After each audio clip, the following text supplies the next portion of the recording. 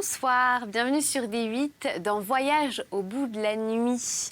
Je suis heureuse de vous retrouver pour poursuivre la lecture de Germinal d'Émile Zola. Voilà, regardez-moi, écoutez-moi et réagissez aussi sur Facebook et sur Twitter si vous le voulez, vous êtes libre, avec le hashtag VBN. Voilà, je continue donc la lecture. Je vous avais laissé dans un état de suspense, puisque une femme arrivait à la fenêtre. Grosses lèvres, nez écrasé, elle vint s'appuyer contre une vitre de la fenêtre, en criant. « Il y a du nouveau, écoute donc !»« Ah non, non, non, non, plus tard, répondit la Maheude, j'ai une course. » Et de peur de succomber à l'offre d'un verre de café chaud, elle bourra Léonore et Henri, elle partit avec eux. En haut, le père Bonnemort ronflait toujours, d'un ronflement rythmé qui berçait la maison. Dehors, la Maheude s'étonna de voir que le vent ne soufflait plus. C'était un dégel brusque, le ciel couleur de terre, pardon, les murs gluants d'une humidité verdâtre, les routes empoisées de boue, une boue spéciale au pays du charbon, noire, comme de la suie délayée, épaisse et collante à y laisser ses sabots. Tout de suite, elle dut gifler Léonore parce que la petite s'amusait à ramasser la crotte sur ses galoches, ainsi que sur le bout d'une pelle. En quittant le coron, elle avait longé le terri et suivi le chemin du canal, coupant pour raccourcir par des rues défoncées au milieu de terrains vagues fermés de palissades moussues. Des hangars se succédaient, de longs bâtiments d'usines, de hautes cheminées crachant de la suie, salissant cette campagne ravagée de faubourgs industriels. Derrière un bouquet de peupliers, la vieille fosse Réquillart montrait l'écroulement de son beffroi, dont les grosses charpentes restaient seules debout. Et tournant à droite, la Maheude se trouva sur la grande route. « Attends, attends, sale cochon !» cria-t-elle. « Je vais te faire rouler des boulettes. » Maintenant, c'était Henri qui avait pris une poignée de boue et qui la pétrissait. Les deux enfants, giflés sans préférence, rentrèrent dans l'ordre. En louchant pour voir les patards qu'ils faisaient au milieu des tas, ils pataugeaient, déjà éreintés de leurs efforts pour décoller leurs semelles à chaque enjambée. Du côté de Marchienne, la route déroulait ses 2 lieues de pavés, qui filaient droit comme un ruban trempé de cambouis entre les terres rougeâtres. Mais de l'autre côté, elle descendait en lacet au travers de Montsou, bâti sur la pente d'une large ondulation de la plaine. Ces routes du nord, tirées au cordeau entre des villes manufacturières, allant avec des courbes douces, des montées lentes, se bâtissent peu à peu, tendent à ne faire qu'un département, qu'une cité travailleuse. Les petites maisons de briques, peinturlurées pour égayer le climat, les unes jaunes, les autres bleues, d'autres noires, celles-ci sans doute afin d'arriver tout de suite au noir final, délavaient à droite et à gauche, en serpentant jusqu'au bas de la pente. Quelques grands pavillons à 2 étages, des habitations de chefs d'usine, trouaient la ligne pressée des étroites façades. Une église, également en briques, ressemblait à un nouveau modèle de haut fourneau avec son clocher carré, sali déjà par les poussières volantes du charbon.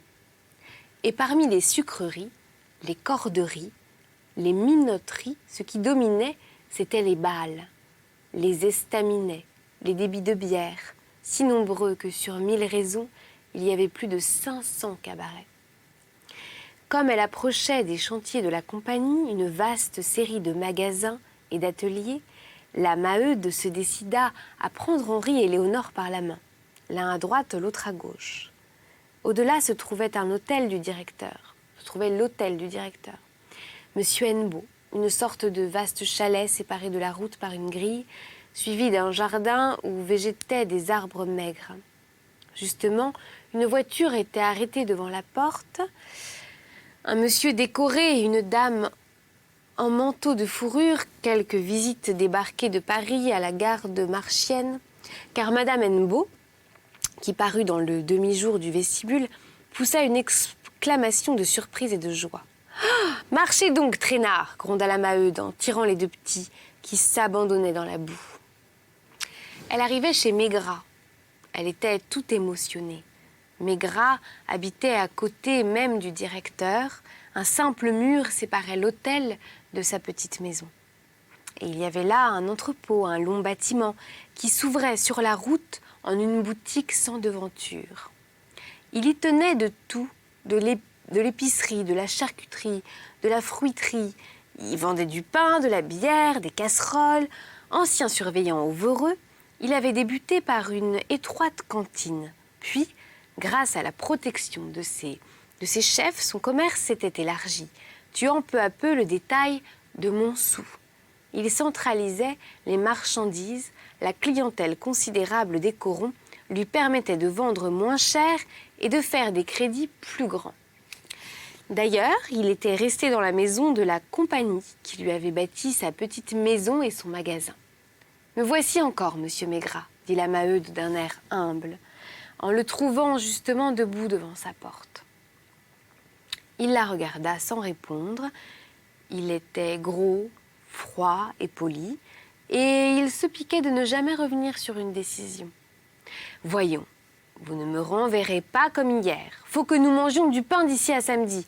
Bien sûr, nous vous devons 60 francs depuis 2 ans. » Elle s'expliquait en courtes phrases pénibles. C'était une vieille dette contractée pendant la dernière grève. 20 fois, il avait promis de s'acquitter. Mais il ne le pouvait pas. Il ne parvenait pas à lui donner 40 sous par quinzaine. Avec ça, un malheur lui était arrivé l'avant-veille. Et elle avait dû payer 20 francs à un cordonnier qui menaçait de les faire saisir. Et voilà pourquoi il se trouvait sans un sou. Autrement, il serait allé jusqu'au samedi, comme les camarades. Maigrat, le ventre tendu, les bras croisés, répondait non de la tête à chaque supplication. « Rien que 2 pains, monsieur Maigrat, je suis raisonnable.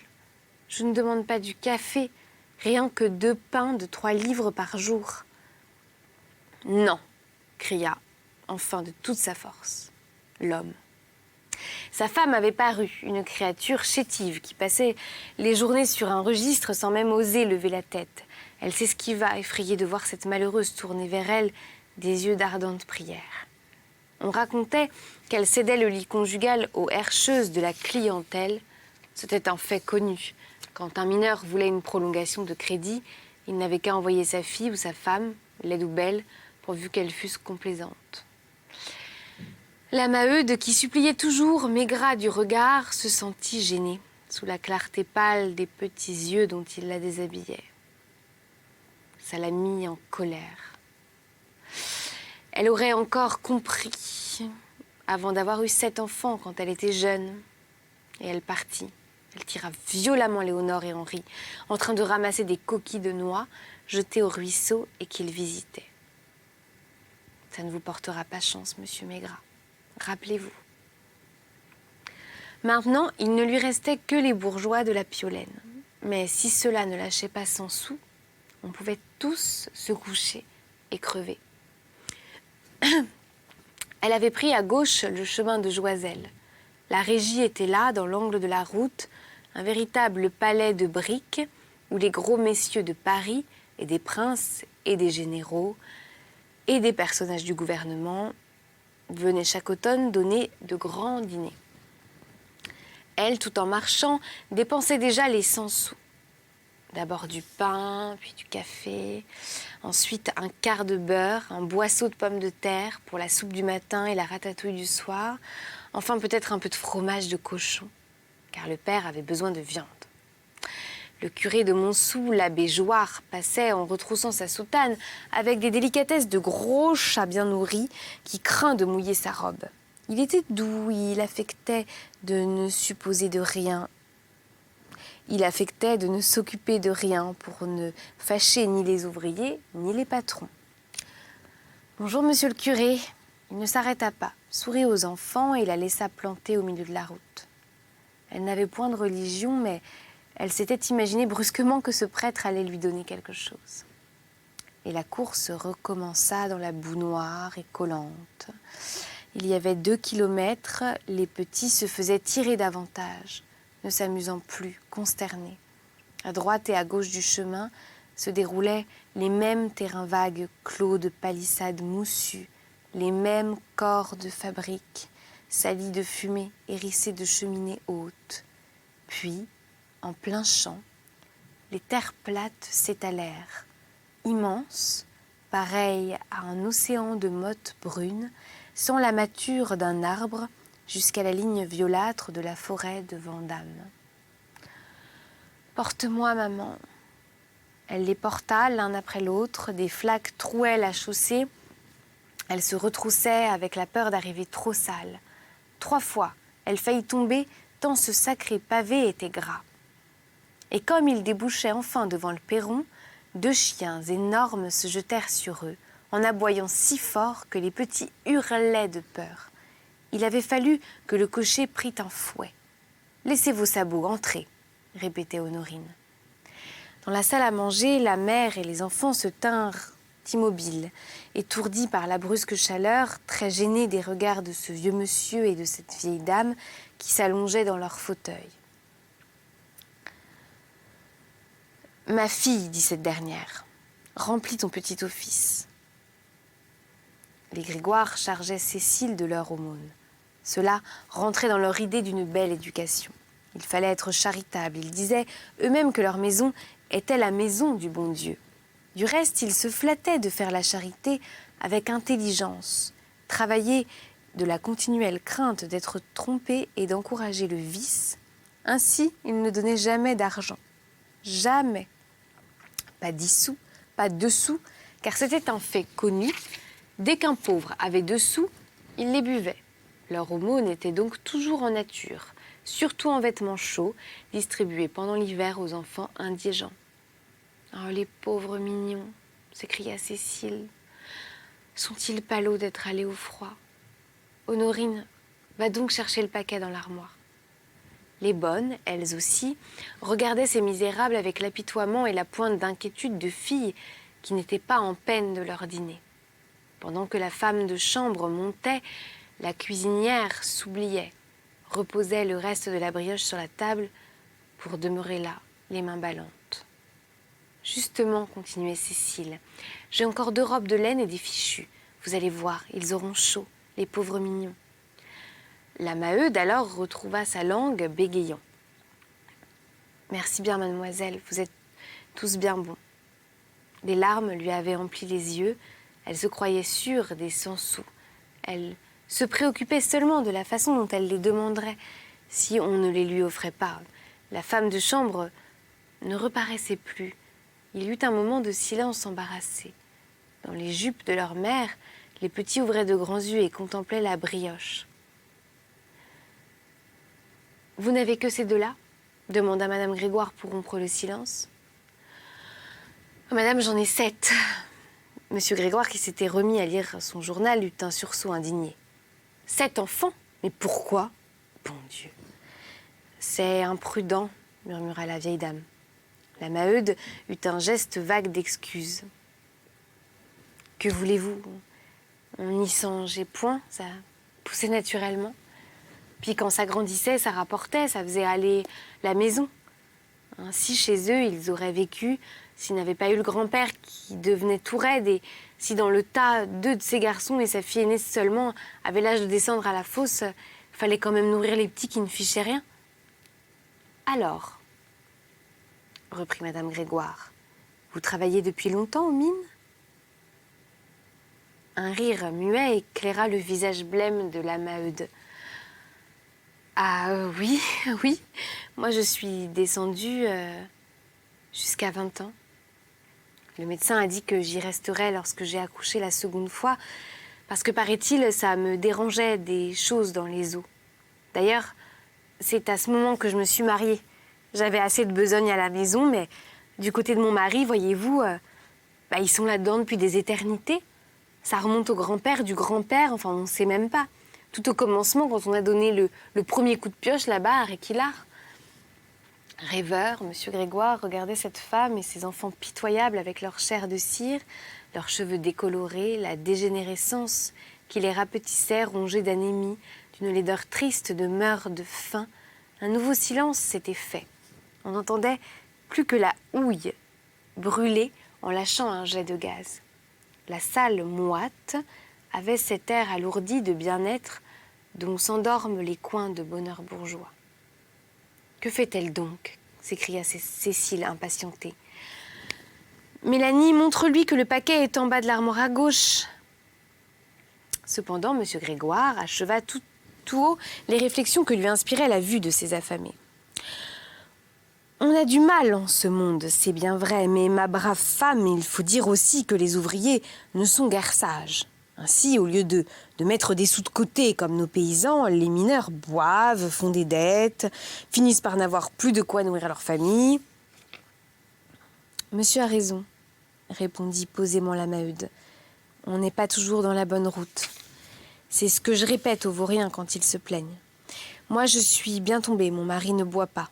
Tout de même, les dimanches de noces, il en prend des fois de trop, mais ça ne va jamais plus loin. La chose est d'autant plus gentille de sa part qu'avant notre mariage, il buvait en vrai cochon, sauf votre respect. Et voyez, pourtant, ça ne nous avance pas à grand-chose. Qu'il soit raisonnable, il y a des jours comme aujourd'hui où vous retourneriez bien tous les tiroirs de la maison sans en faire tomber un liard. Elle voulait leur donner l'idée de la pièce de 100 sous. Elle continua de sa voix molle, expliquant la dette fatale, timide d'abord,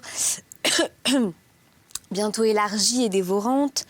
On payait régulièrement pendant des quinzaines, mais un jour on se mettait en retard et c'était fini, et ça ne se rattrapait jamais plus.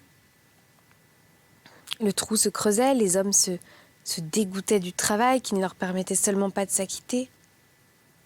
Va te faire fiche. On était dans le pétrin jusqu'à la mort. Du reste, il fallait tout comprendre. Un charbonnier avait besoin d'une chope pour balayer les poussières, ça commençait par là. Puis il ne sortait plus du cabaret quand arrivaient les embêtements.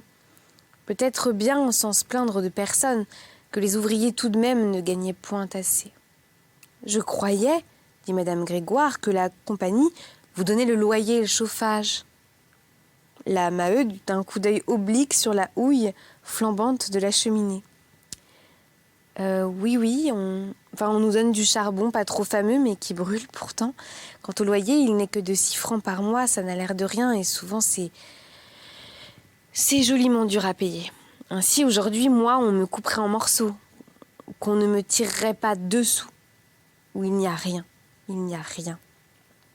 monsieur et la dame se taisaient, douillettement allongés, peu à peu ennuyés et pris de malaise, devant l'étalage de cette misère. Elle craignit de les avoir blessés.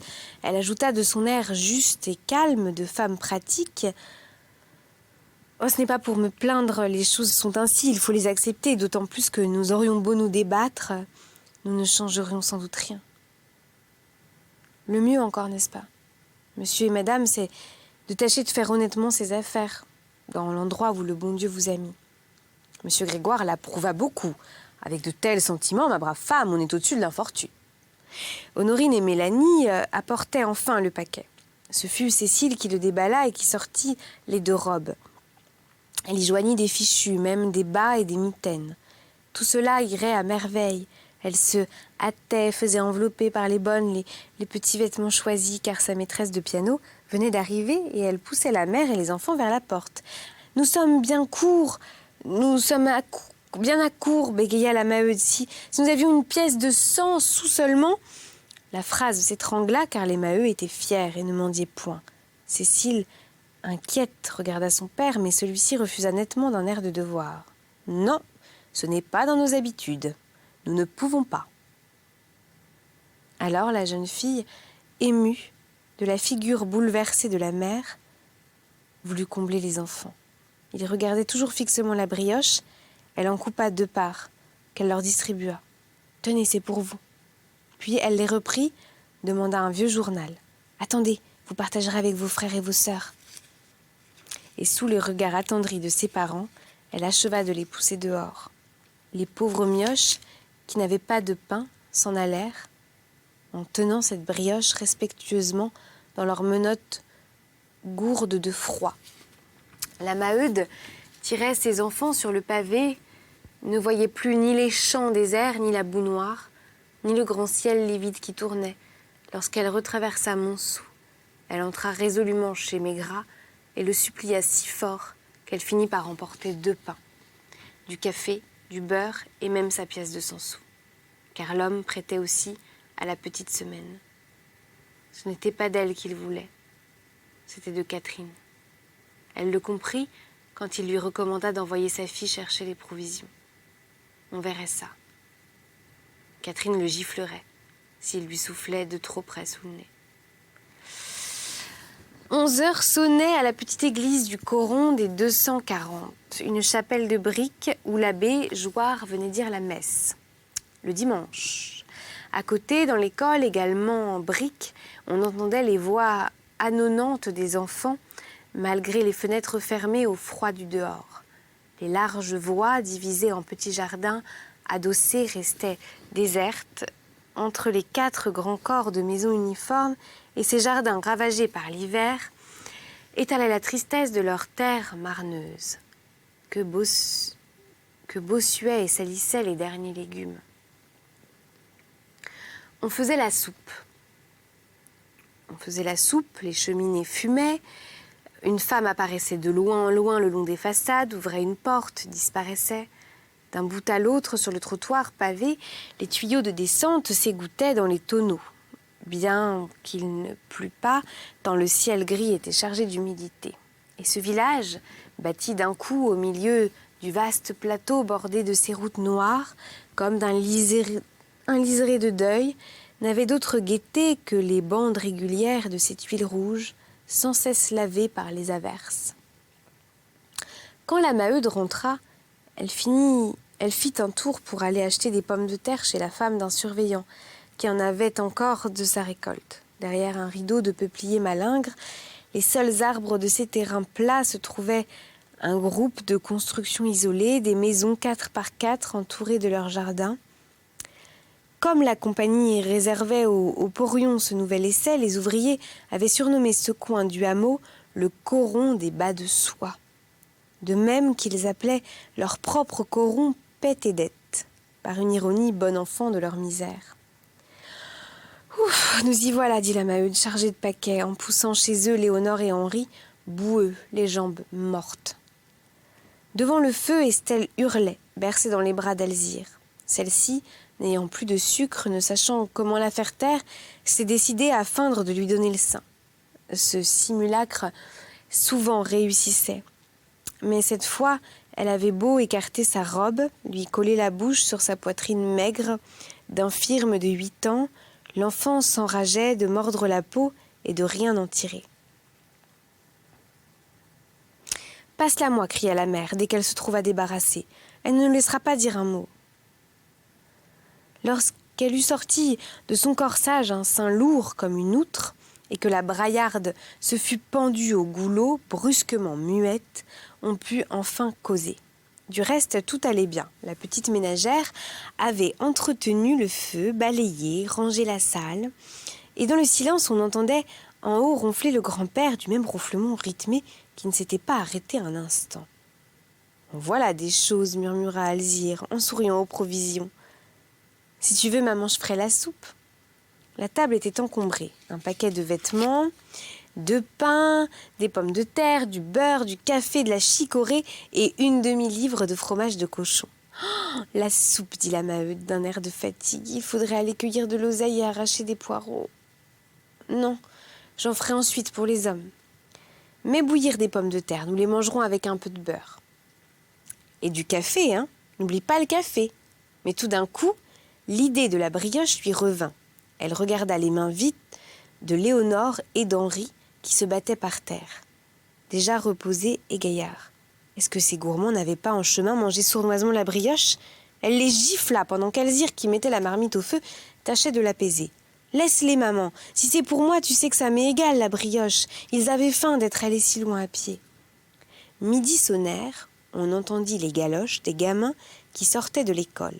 Les pommes de terre étaient cuites. Le café épaissi d'une bonne moitié de chicorée passait dans le filtre avec un bruit chantant de grosses gouttes. Un coin de la table fut débarrassé, mais la mère seule y mangea. Les 3 enfants se contentèrent de leurs genoux, et tout le temps le petit garçon, qui était d'une voracité muette, se tourna sans rien dire vers le fromage de cochon dont le papier gras le surexcitait. La Maheude buvait son café à petits coups, les 2 mains autour du verre pour les réchauffer lorsque le père Bonnemort descendit. D'habitude, il se levait plus tard. Son déjeuner l'attendait sur le feu. Mais ce jour-là, il se mit à grogner parce qu'il n'y avait point de soupe. Puis quand sa bru lui eut dit qu'on ne faisait pas toujours comme on voulait, il mangea ses pommes de terre en silence. De temps à autre, il se levait, allait cracher dans les cendres par propreté, et tassé ensuite sur sa chaise, il roulait la nourriture au fond de sa bouche, la tête basse, les yeux éteints. « Ah, j'ai oublié, maman, dit Alzire, la voisine est venue. » Sa mère l'interrompit. « Elle m'embête. » C'était une sourde rancune contre la Levaque qui avait pleuré misère la veille pour ne rien lui prêter. Et elle la savait justement à son aise en ce moment-là. Le logeur Bouteloup ayant avancé sa quinzaine dans le coron, on ne se prêtait guère de ménage à ménage. « Tiens, tu me fais songer, reprit la Maheude, enveloppe donc un moulin de café, je le reporterai à la Pierronne, à qui je le dois d'avant-hier. » Et quand sa fille eut préparé le paquet, elle ajouta qu'elle rentrerait tout de suite mettre la soupe des hommes sur le feu, puis elle sortit avec Estelle dans les bras, laissant le vieux Bonnemort broyer lentement ses pommes de terre, tandis que Léonore et Henri se battaient pour manger les pelures tombées. Voilà.